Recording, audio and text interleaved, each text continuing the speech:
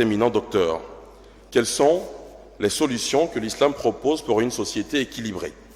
Quel modèle de musulman et d'homme pour quel modèle de société à la lumière des enseignements du prophète Mohammed sallallahu alayhi wa sallam?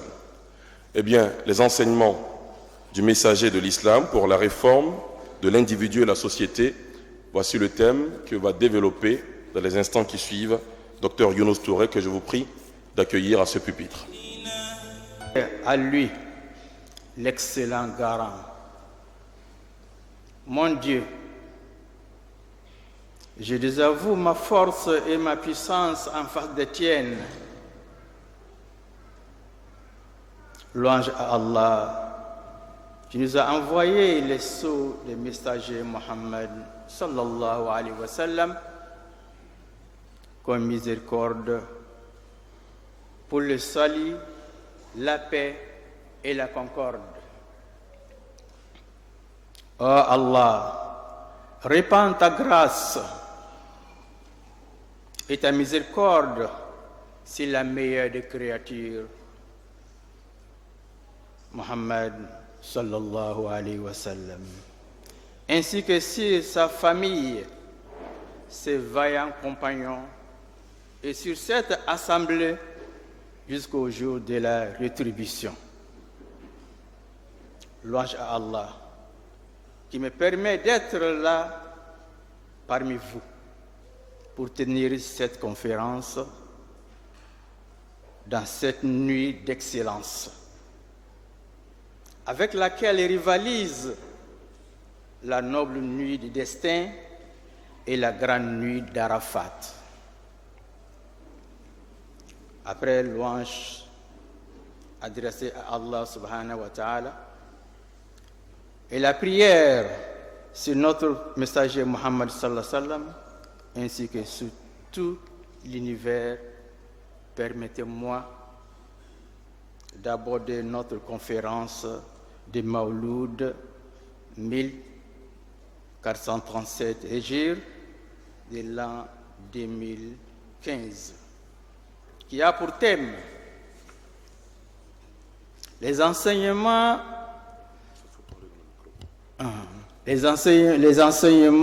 de Rasoul sallallahu alayhi wa sallam pour la réforme de l'individu et de la société.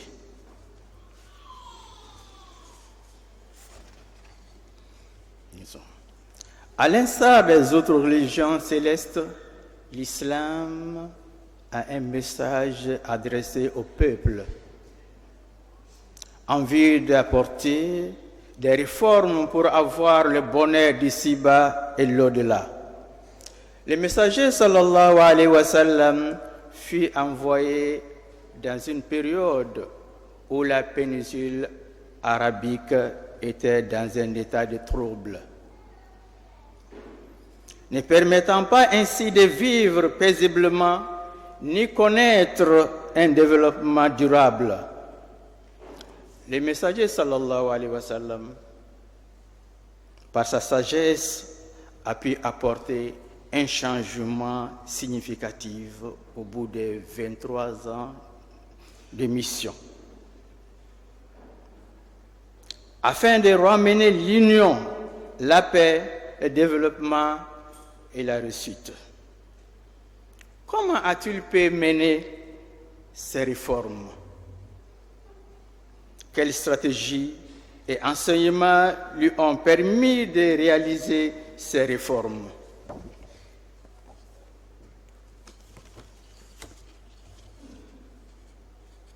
Les tentatives de réponse à ces questions nous conduisent à explorer notre thème qui est les enseignements du prophète Mohammed sallallahu alayhi wa sallam pour la réforme de l'individu et de la société à travers deux axes principaux qui sont, en premier, l'enseignement prophétique pour la réforme de l'individu, en second, l'enseignement prophétique pour la réforme de la société.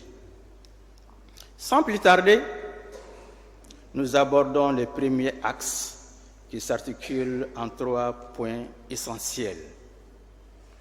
la réforme spirituelle, la réforme morale, la réforme sociale. La réforme spirituelle. Socle de toute mission prophétique, le spiritualisme pour les prophètes Mohammed sallallahu alayhi wa sallam est primordial dans la vie de l'individu. C'est pourquoi d'ailleurs, il en a fait son cheval de bataille. Pour lui, tendre vers la perfection passe par l'acceptation d'Allah subhanahu wa ta'ala comme créateur, maître de l'univers, et Muhammad sallallahu alayhi wa sallam comme messager pour l'univers. Ainsi, l'individu devra se purifier, ce que Allah très haut nous enseigne d'ailleurs dans la sourate 62 en son verset 2. Je cite: والذي بعث في الأميين رسولا منهم يتلو عليهم آياته ويزكيهم ويعلم الكتاب والحكمة وإن كانوا من قبل لفي ضلال مبين. Celui Allah qui a envoyé à des gens sans livre, les Arabes, un messager de l'air qui leur récite ces versets, les purifie et leur enseigne les livres et la sagesse, bien qu'ils étaient auparavant dans un égarement évident. Un hadith rapporté par Muslim nous apprend que Abu Amr demanda au messager Muhammad sallallahu alayhi wa sallam: Ô messager d'Allah, enseigne-moi une parole en matière de l'islam qui me dispense d'interroger un autre que toi. Crois en Dieu, lui répondit-il, ensuite agis en rectitude. Le vrai sens de la droiture est de s'entraîner continuellement à l'obéissance d'Allah subhanahu wa ta'ala. La forme morale. Selon notre messager sallallahu alayhi wa sallam, une fois la réforme spirituelle atteinte, l'individu sera moralement se réformer. Une histoire illustre cela. Un jour, un homme vint trouver Rasulullah sallallahu alayhi wa sallam et dit: Ô messager d'Allah, permettez-moi de forniquer. Les compagnons du messager sallallahu alayhi wa sallam, entendant ces propos, s'en ont pris au jeune homme en lui interdisant de prononcer cela. Mais le messager sallallahu alayhi wa sallam, à sa sagesse, interrogea l'homme: Autoriserais-tu autrui à le faire avec ta maman?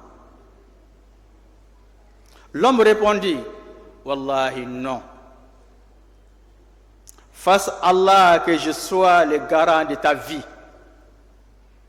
Personne n'autoriserait cela avec sa maman. Avec ta tante? Et l'homme répondit: Wallahi non. Fasse Allah que je sois le garant de ta vie. Personne n'autoriserait cela avec sa tante. Avec ta sœur? Il répondit toujours: Wallahi non. Fasse Allah que je sois le garant de ta vie. Personne n'autoriserait cela avec sa sœur. Avec ta fille? Et l'homme répondit: Wallahi non. Fasse Allah que je sois le garant de ta vie. Et personne n'autoriserait cela avec sa fille. Le messager sallallahu alayhi wa sallam posa sa main sur le jeune et invoqua Allah, absoudre ses péchés, de purifier son cœur et de le rendre chaste. Le jeune homme s'excusa pour son immoralité et renonça à ses intentions, rapporté par Ahmad bin Hanbal. Cette histoire nous enseigne qu'avant de poser un acte, nous devons penser aux conséquences pour nous-mêmes, mais surtout aux effets sur autrui. Toujours se demander ce que l'on ressentirait si on était à la place de l'autre.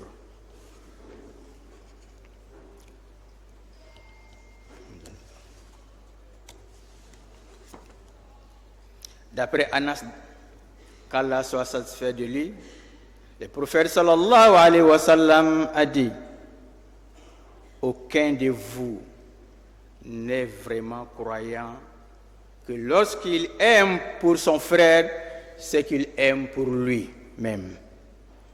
Rapporté par Al-Bukhari et Muslim. La réforme sociale. Notre messager sallallahu alayhi wa sallam soutient que l'épanouissement de l'individu passe par un statut social favorable. C'est pourquoi il s'attelait à le rappeler. En ce sens, d'après Anas bin Malik radiallahu anhu, un mendiant de la tribu Ansar vint trouver le messager, ordonnant le messager sallallahu alayhi wa sallam. Le messager sallallahu alayhi wa sallam les mit aux enchères. C'est alors qu'un homme proposa un dirham et un autre proposa 2 dirhams. Le messager sallallahu alayhi wa sallam prit les 2 dirhams et les mit au mendiant en lui disant: utilisez un dirham pour acheter la nourriture pour ta famille et l'autre dirham pour s'acheter une hache pour couper du bois à vendre. Puis lui demanda de revenir le voir qu'après 15 jours. Les 15 jours passés, l'homme revint présenter 10 dirhams au messager sallallahu alayhi wa sallam. Le messager lui conseilla de prendre cet argent pour s'acheter de la nourriture et des habits pour lui et sa famille.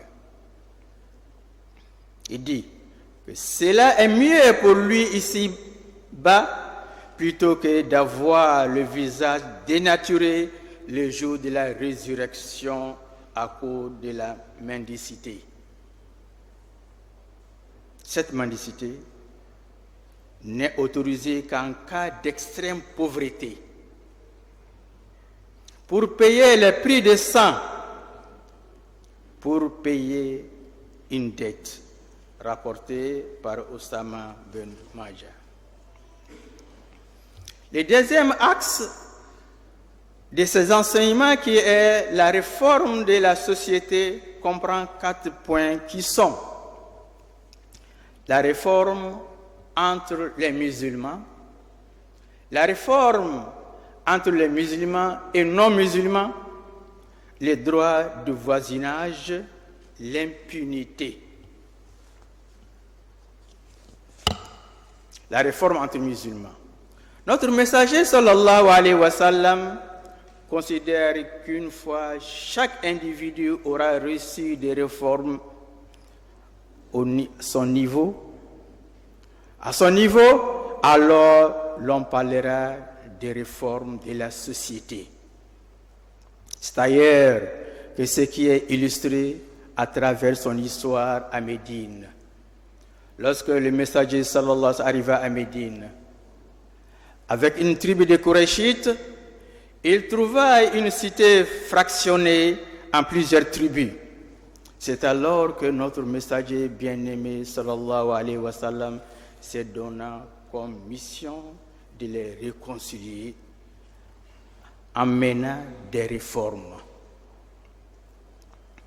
Ces réformes ont été de créer des liens de fraternité entre les muhajirines, c'est-à-dire les immigrés venant de la Mecque, et les Ansar, c'est-à-dire les tribus autochtones de Médine. Avec l'aide d'Allah subhanahu wa ta'ala, Rasulullah sallallahu alayhi wa sallam fit comprendre à ces peuples qu'ils ne forment qu'un,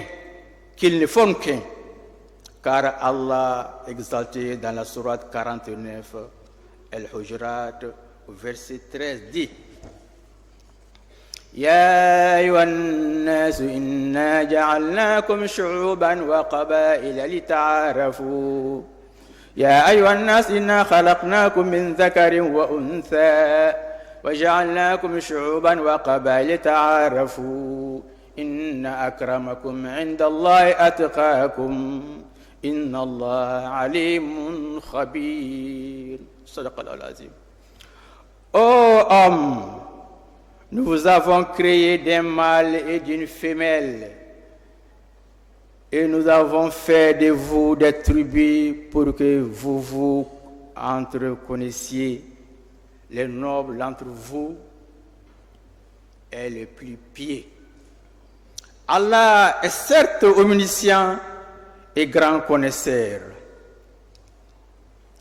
En réponse à ces réformes, une fraternité vit le jour.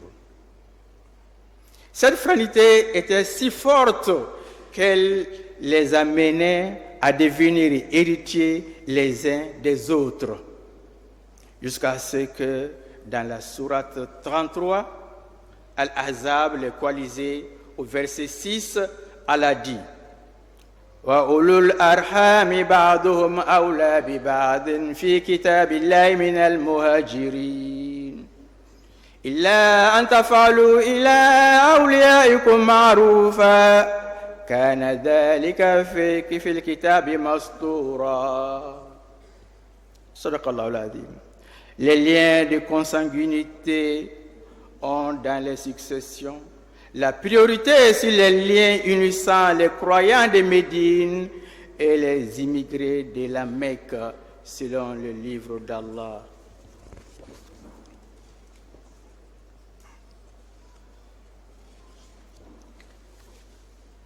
Par cette réforme, le messager sallallahu alayhi wa sallam avait réussi à régler tous les problèmes entre population autochtone et population immigrée.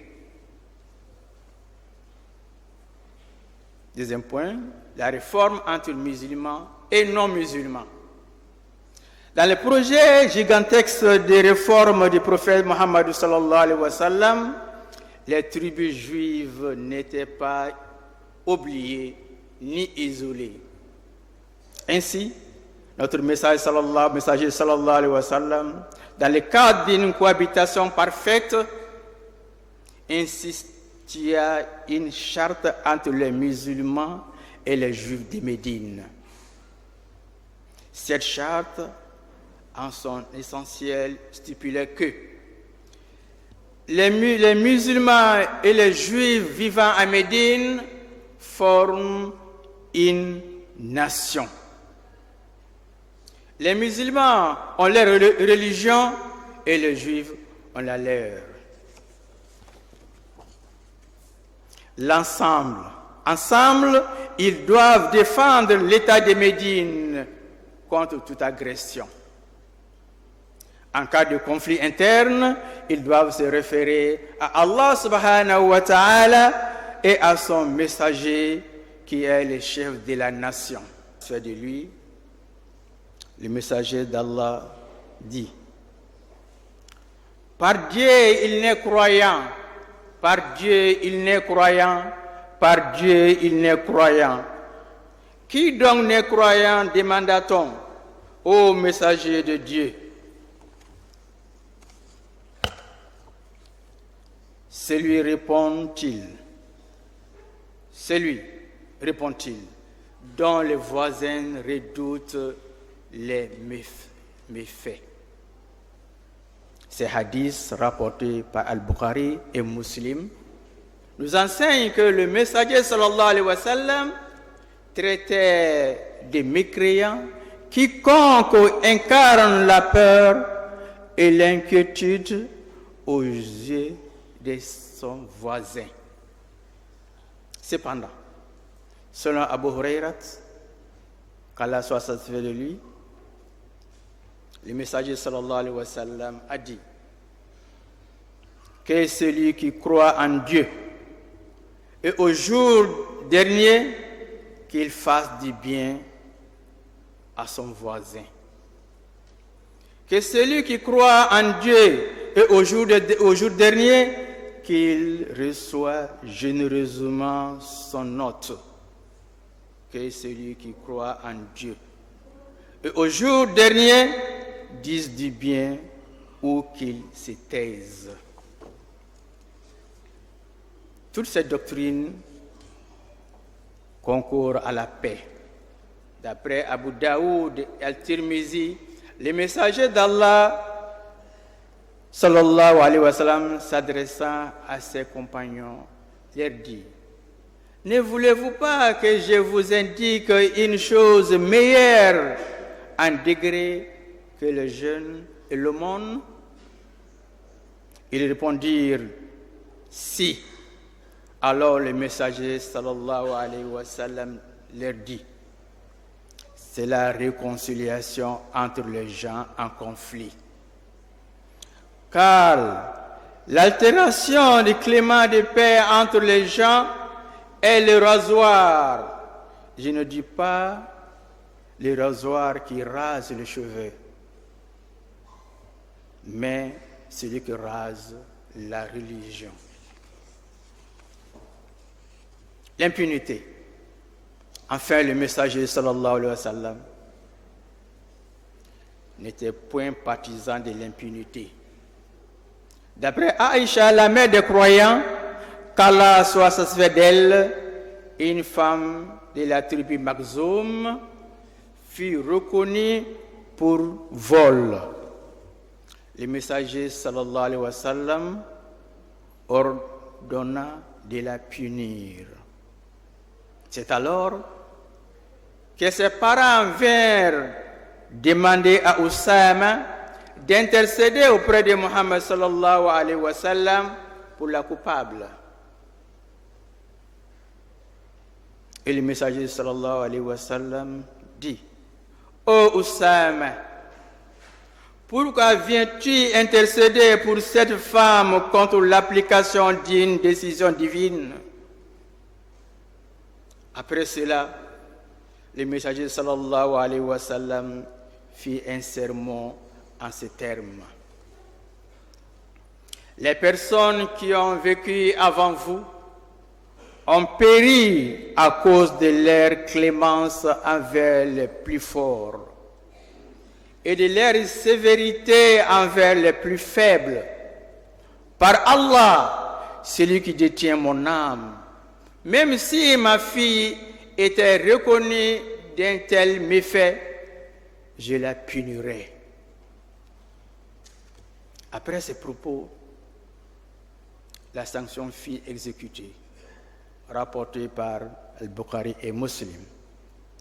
Ainsi, à travers ces réformes, Rasoul sallallahu alayhi wa sallam avait un but, un objectif: réconcilier les peuples, créer un climat de paix et de concorde qui est le véritable gage de bonheur. Comme d'ailleurs indiqué dans la sourate 8, Al-Anfal, au verset 1, يسألونك عن الأنفال قل الأنفال لله ورسوله فاتقوا الله واصلحوا ذات بينكم وأطيعوا الله ورسوله إن كنتم مؤمنين. Il t'interroge sur le butin. Dis: le butin est à Allah et à son messager. Craignez Allah. Maintenez la concorde entre vous ou obéissez à Allah et à son messager si vous êtes croyants. Ces versets furent révélés à la suite d'une dispute née entre trois groupes de soldats ayant participé à la bataille de Badr. Ces différents groupes chacun de son côté se réclamant être l'ayant droit au butin de guerre, n'arrivaient point à trouver un terrain d'attente entre eux, menaçant ainsi la paix et la concorde qui régnèrent entre eux. Allah donc, par ce verset, les rappela que la paix, la concorde avaient plus de valeur qu'un butin.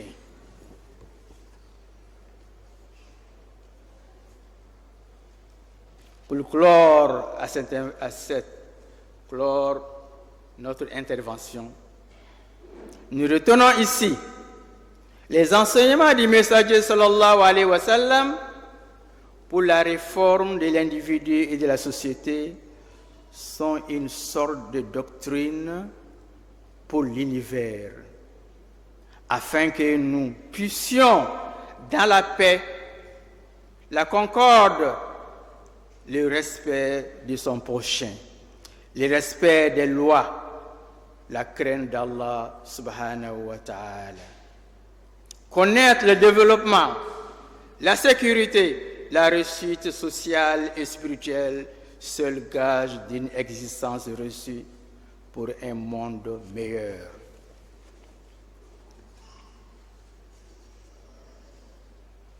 Au terme, nous ne saurons terminer cet exposé sans renouveler notre louange et notre gratitude envers Allah subhanahu wa ta'ala. Sur ce, nous lui implorons au nom de tous les prophètes et leur sceau Muhammad sallallahu alayhi wa sallam, au nom de tous les compagnons, au nom de tous les vertueux, d'exaucer nos souhaits, nos prières qui sont de vœux adressés à l'endroit de notre président et à ses collaborateurs et à tous les peuples ivoiriens. Fasse Allah que le vœu d'émergence qui est le souhait ardent de notre président soit une émergence dans la paix, la prospérité, la concorde, la réussite, le développement et surtout la droiture et la spiritualité et la moralité. في النهاية أتوجه إلى الله سبحانه وتعالى في هذا الوقت المبارك داعيا الله سبحانه وتعالى أن يمن على هذا البلد الرخاء والوئام والتفاهم من هذا المكان المبارك. أقدم تحياتي وسلامنا إلى سيدنا رسول الله صلى الله عليه وسلم قائلا إن الله وملائكته يصلون على النبي يا أيها الذين آمنوا صلوا عليه وسلموا تسليما لبيك اللهم ربي وسعديك الصلاة والسلام عليك يا رسول الله الصلاة والسلام عليك يا حبيب الله الصلاة والسلام عليك يا جد الحسنين الصلاة والسلام عليك يا أبا الزهراء الصلاة والسلام عليك يا شفيع الأمة الصلاة والسلام عليك عن هذا الجمع الغفير الصلاة والسلام عليك عن شعب كوت ديفوار الصلاة والسلام عليك عن رئيسنا فخامة الحسن وترى اللهم أعينه اللهم أيده اللهم انصره بجاه المصطفى صلى الله عليه وسلم سبحان ربك رب العزة عما يصفون وسلام على المرسلين والحمد لله رب العالمين. بسر الفاتحة. بسم الله الرحمن الرحيم الحمد لله رب العالمين الرحمن الرحيم مالك يوم الدين إياك نعبد وإياك نستعين إياك نعبد وإياك نستعين إياك نعبد وإياك نستعين اهدنا الصراط المستقيم صراط الذين أنعمت عليهم غير المغضوب عليهم ولا الضالين آمين يا رب المصطفى بلغ مقاصدنا واغفر لنا ما مضى يا واسع الكرم يا رب المصطفى بلغ مقاصدنا واغفر لنا ما مضى يا واسع الكرم لا إله إلا الله لا إله إلا الله لا إله إلا الله لا إله إلا الله. L'individu et la société. Conférence qui aura duré un peu plus d'une demi-heure de temps. Il nous reste quelques versets du Saint-Coran.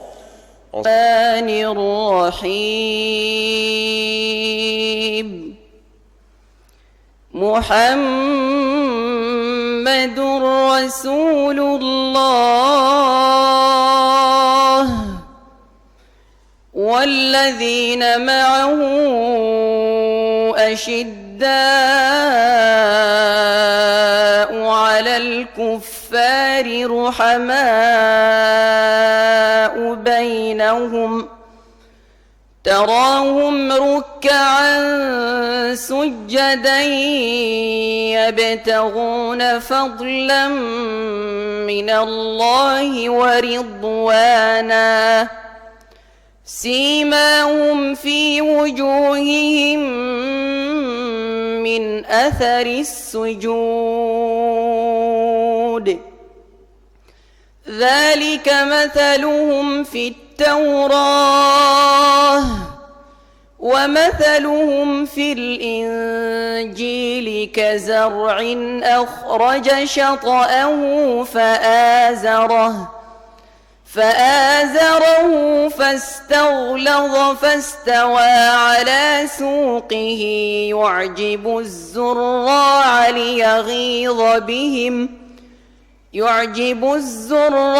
ليغيظ بهم الكفار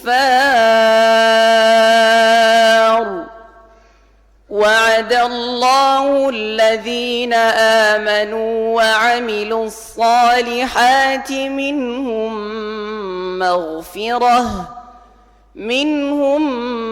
مغفرة وأجرا عظيما صدق الله العظيم. بسم الله الرحمن الرحيم الحمد لله رب العالمين والصلاة والسلام على سيدنا محمد وعلى آله وصحبه أجمعين. Excellences, Monsieur le Président de la République, Mesdames et Messieurs les Présidents des institutions de la République, Mesdames et Messieurs les membres du gouvernement, Excellences, Mesdames et Messieurs les représentants du corps diplomatique et des institutions internationales, Éminences, les imams et chers collègues. Assalamu alaikum wa rahmatullahi ta'ala wa barakatuh. Que la paix et la miséricorde de Dieu soient avec vous. Excellences, Monsieur le Président de la République, dans la nuit du vendredi 2 au samedi 3 janvier dernier, nous étions rassemblés en ce même lieu pour commémorer ensemble l'anniversaire des naissances du messager d'Allah sallallahu alayhi wa sallam. Et au moment de nous quitter, nous avions imploré le Seigneur de nous permettre de nous retrouver 12 mois lunaires après, pour vivre ensemble le Maoulid 1437 post-Hijrite Aujourd'hui, c'est chose faite. Allah subhanahu wa ta'ala nous permet de nous réunir à nouveau pour vivre ensemble le Maulid 1437 post-hijrite 2015. C'est le lieu d'exprimer notre satisfaction et de témoigner toute notre gratitude à Allah subhanahu wa ta'ala pour sa grâce et sa miséricorde dont on nous fait ainsi bénéficier. Après l'hommage au Créateur de l'univers, je voudrais profiter de notre retrouvaille en mon nom propre et en celui de tous les imams pour vous exprimer la joie qui est la nôtre de votre présence massive à cette nuit commémorative de la naissance du messager Muhammad sallallahu alayhi wa sallam, envoyé par Dieu pour apporter la bonne nouvelle, c'est de la mise à disposition de la miséricorde divine à l'humanité tout entière. Excellences, Monsieur le Président de la République, nous venons de suivre l'exposé de notre conférencier du jour, l'imam Dr Younous Touré, sur le thème des enseignements des messagers d'Allah, sallallahu alayhi wa sallam, dans la réforme de l'individu et de la société. Nous sommes venus, nous avons écouté, nous avons vécu à travers son exposé. À travers son exposé, le conférencier vient de nous montrer qu'au-delà de l'aspect purement religieux, au-delà du dogme, le messager d'Allah sallallahu alayhi wa sallam a su montrer par ses enseignements que l'islam est non seulement une religion, mais aussi un mode de vie. Ainsi, partant de la conception générale de la réforme de l'individu et de la société, jusqu'aux différents domaines concernés par la réforme en islam, spirituel, moral et social, en passant par la spécificité de la vision du messager sallallahu alayhi wa sallam en termes de réforme, les éléments essentiels de la réforme de l'individu et de la société, un panel de vecteurs fondamentaux nous a été servi. Puis, pour amorcer un véritable changement qui poursuit des mots fondements à toute épreuve, le conférencier nous a instruits sur les techniques de la mise en œuvre, la réforme de l'individu dans la société, afin que cela inspire positivement chacun d'entre nous. Aussi, voudrais-je solennellement rendre un vibrant hommage au conférencier du jour, l'imam Younous Touré, pour sa brillante conférence. Il a su nous amener à converger nos pensées vers un pan des valeurs inestimables de l'enseignement du messager d'Allah, sallallahu alayhi wa sallam. Vous avez dans le messager de Dieu un excellent modèle pour celui qui espère en Dieu et au jugement dernier et qui invoque fréquemment Allah. Fin de citation, Sourate 33, verset 21. C'est dire qu'en tout point de vue, le messager d'Allah est et demeure le modèle le plus parfait et le meilleur exemple à suivre. Nous n'avons donc plus le droit de naviguer à vue. Nous avons notre modèle identificatoire. On peut et on doit s'en inspirer. En tout cas, les citoyens qui aspirent à devenir un Ivoirien nouveau se doivent de s'en inspirer. Tous les ingrédients individuels et collectifs s'y conjuguent de façon harmonieuse et conduisent vers une véritable réforme de l'individu et partant de la société. La société ivoirienne en a besoin. Excellences, Monsieur le Président de la République, permettez-moi à ce stade de mon propos de me tourner vers vous et de vous exprimer notre joie qui est la nôtre, et vous exprimer la joie qui est la nôtre de vous compter parmi nous ce soir, malgré votre calendrier très chargé. Votre présence rehausse de façon significative cette cérémonie commémorative de l'anniversaire de naissance du message d'Allah, sallallahu alayhi wa sallam. Aussi voudrais-je en profiter pour implorer le Seigneur afin qu'il vous accorde davantage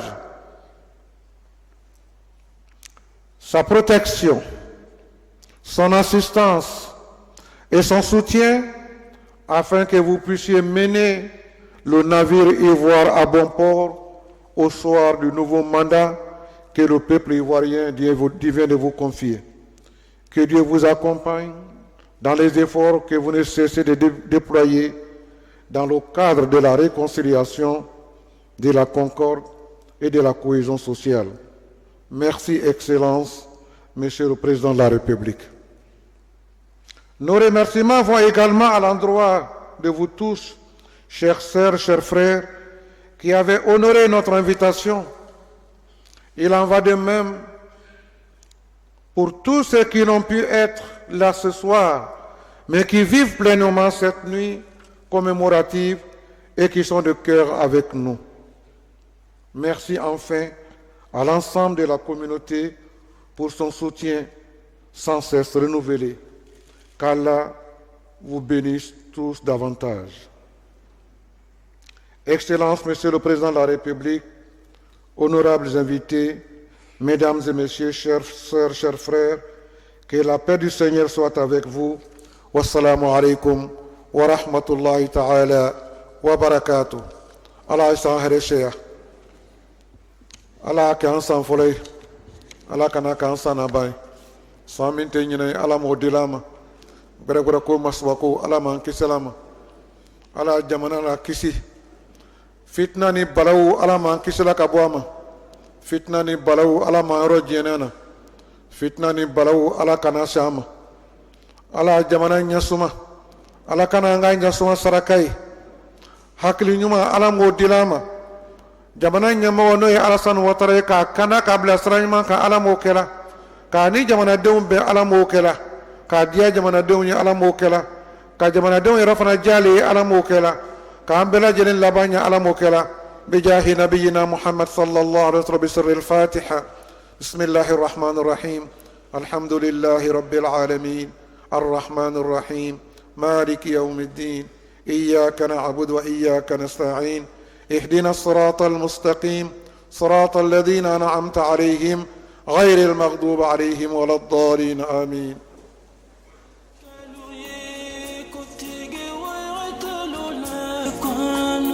Jubaluto ekama